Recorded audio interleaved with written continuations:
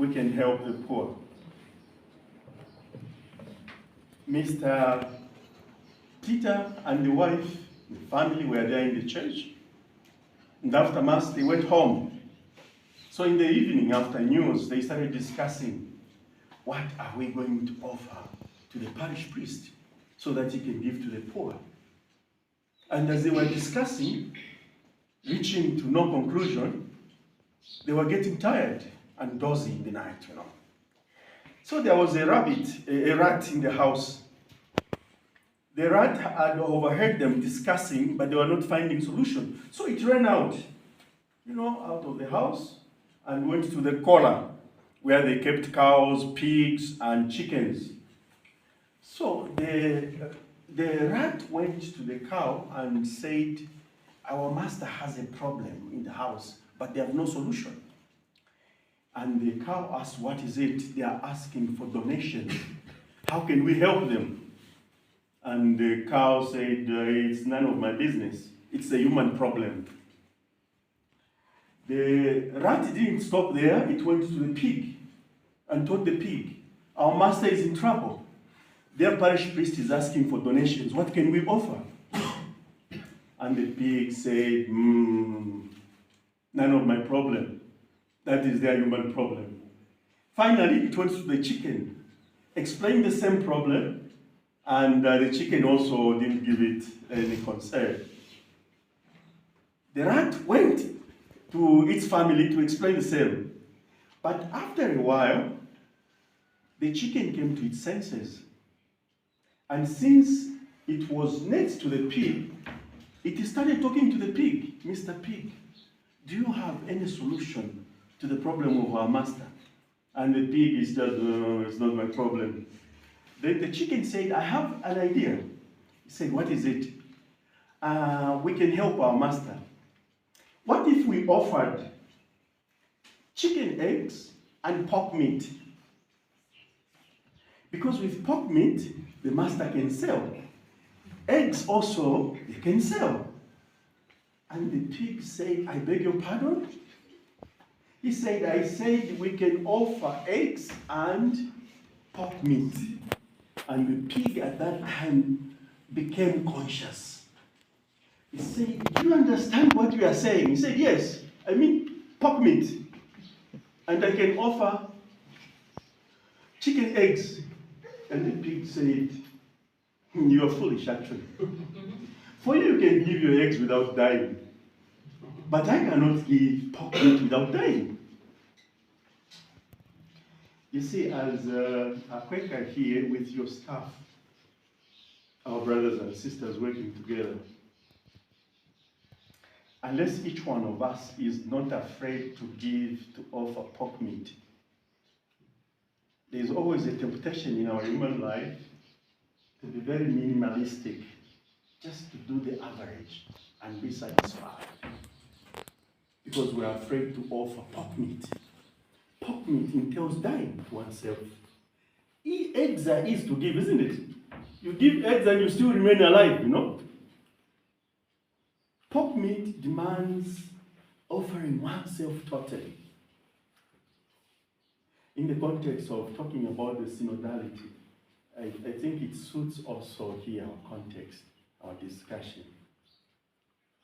You see, the church is emphasizing this movement of a people molded by faith moving together in whatever we are doing. We involve the lay people, we involve the ordained ministers, and the consecrated people together. That's why synodality makes sense to our context, because this is a journey of a people who have one same objective, meaning salvation of the souls.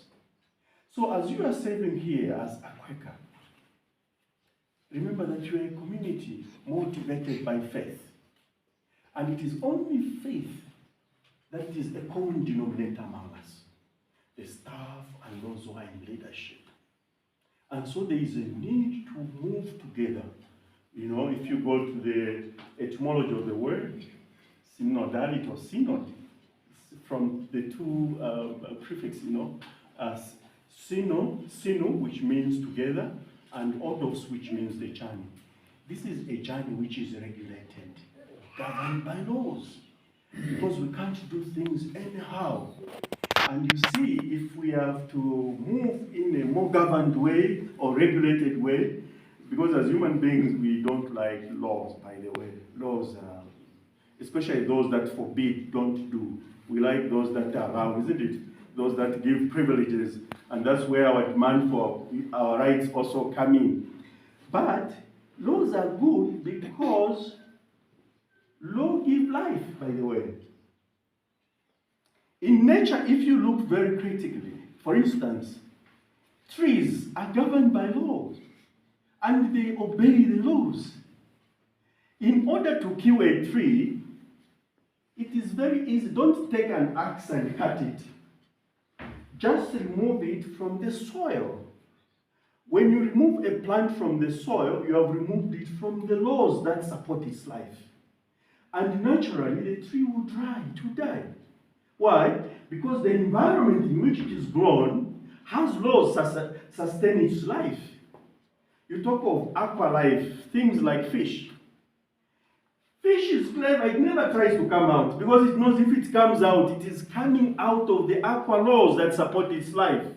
So the easiest way to kill a fish is not by spearing it or shooting it. Just take it from the water and put it outside. You have taken it outside its laws. What will happen? It will naturally die. Human beings, equally, the same thing happens. If we are removed from human laws that govern our existence, our operations, we die a natural death also. As a matter of fact, even as institutions, as dioceses, outside the laws, operating outside the laws, we find ourselves in big danger of extinction. We need to be governed. We need to be regulated by laws. The other thing we can talk about is that as a synod, the movement of a people of faith, we are also a spiritual group. So the need for growth in our spiritual life. My dear brothers and sisters, we need to encourage ourselves, each other, to grow in our spirituality. You know, people like Stephen Covey, he wrote a book entitled The 7 Habits of Highly Effective People. And it went viral, people reading it, applying it in companies, institutions. It was okay. He realized the influence that book had. He wrote a second one, The 7 Habits of Highly Effective Families. You see now where he goes. Family, the value of family. In as far as we need the church to be effective, deeply spiritual, we need also a family to be effective and deeply spiritual. So Stephen Covey gives the same principles to that. But he didn't end there. He wrote another book entitled Social Intelligence, where he says, in order to be effective in today's world, we need to know how to belong, to relate. We belong to each other. And you need to be a team player. In today's world, failure to be a team player excludes you from the community. What does it mean? We belong to groups. Like as a Quaker, each one of us has to make effort to be that effective and influential team player. These days we are watching Africa Cup of Nations, isn't it? And we are seeing what is happening. I like football very much. Our country, Zambia, is there also. By the way, Kenya is there also. It's different team, is not there. Yeah. One of the referees in the VAR is the Kenyan. He's the one who saved Egypt, by the way. Because Egypt was to lose 2-1, yeah? Then he's the one who identified that penalty which Egypt scored. I understand. Why do I like football? Football teaches us a lot. One, in football, every team player is important. Have you noticed? In a team, there are some players that are bigger, isn't it, in appearance? Others are smaller. Others are tall, others are shorter. But as long as you belong in the team, you deserve to be respected. And you have seen They will not say because he looks young and the one who is marking is bigger will not give him a ball. So there is also the lesson about confidence. Trusting every player on the team. Even in Jumuiya is the same. All families are equal. So we need to pass the ball equally to each player. The other thing which is important in football is know your team. If you don't know your team, you might end up scoring on your goalpost. Know the team you belong to. What does it mean? This means supporting those who belong to the team. You see how they fight for the same ball, yeah? When one loses the ball, the whole team goes to scramble and get back the ball. Once they have it, then they scatter. The other thing we learn from football is each one must play their position well. If you are a goalkeeper, don't try to go to score. Stay in the goal. If you are number 10, don't become number 1. Each one keeps there. You see, there are certain times when we are in institutions admiring the positions of others. If I was only the trainer, I could do better. She's not doing well. If I was only the Secretary General, I could have written more letters. If I was only the one in charge of accounts, you see all those things. The point here is know your position and be good in your position. If each one of us was good in their position, we could score more scores, isn't it? What happens in football when one player scores? It becomes a joy of the whole team. Everyone runs, even those who are not so good, including those on bench, they also come. And they do what? They hug the one what? So the score of the Secretary General becomes the joy of. This eliminates jealousy, unnecessary competition. According to the theology of St. Paul, competition is a sign of unfaithfulness. It is a sign of lack of faith. Even in Jumuiya, if we are competing in our functions, in our leadership, just know that our faith has not taken root. But once we are competent, you see, there are certain duties which look like they are not important. Like, for instance, someone could be just in charge of opening the gate. Don't forget, she's a member of the community. When you are discerning the will of God, everyone is important. Because God might have revealed something you are looking for through the gate man, you know. These people are very important. The people in the kitchen. So every player on the team has equal importance. And then the other thing we learn from football is to play by the rules. I'm talking about the rules, isn't it? To play by? Yeah. Just because somebody has touched the ball, it's not your duty as a player to start saying, I'm not playing. He touched. It is handball. No. There is a what? A referee, isn't it? And the rules which govern the playing of that game. Because sometimes we are too much of a whistleblower to what is presumed to be a penalty, when in actual fact it's not. Have you noticed during this tournament, 3 penalties have been overruled by VAR? It was clear the referee blew it is penalty. VAR, because it's a machine computer, it said no, he didn't touch.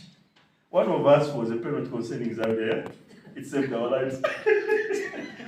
Because the guy fell down, but the referee thought he touched. VAR said, no, he didn't touch. He's innocent, leave him. So to play by the rules. Now, if we go by what the church requires of us, maybe we can read something. If we read canon law, which is the law of the church, canon 663, paragraph 1, it says, first and foremost, the duty of the religious is to be the contemplation of divine things. Imagine. The contemplation of divine things. And assiduous union with God in prayer. So here what we take is our first role as a Quaker with the whole staff is not to contemplate things material, even if they are also needed, isn't it? But we should not get lost in things material. We should focus our hearts and mind on contemplating things divine. These are only means, whatever we need. As Jumuiya, we should not get lost in material things. Our duty is to contemplate things divine. What are things divine? The mysteries of the Lord, the sufferings of Christ, the death of Christ, crucifixion, and the resurrection of the Lord. And that's why we are there. Therefore, we become preachers, proclaimers of the mysteries of the Lord, in whatever context we are, as a group of people, as ministers, all of us. And that's why we cannot give witness alone. We need to give witness in groups, to each other. We need to be even watchtowers to each other. When sin is coming, like one pertinent issue in the community of Colossae, where St. Paul wrote the letter, it's that it was a community of mixed people, the Gentiles and the Jews. The Gentiles came with their ways.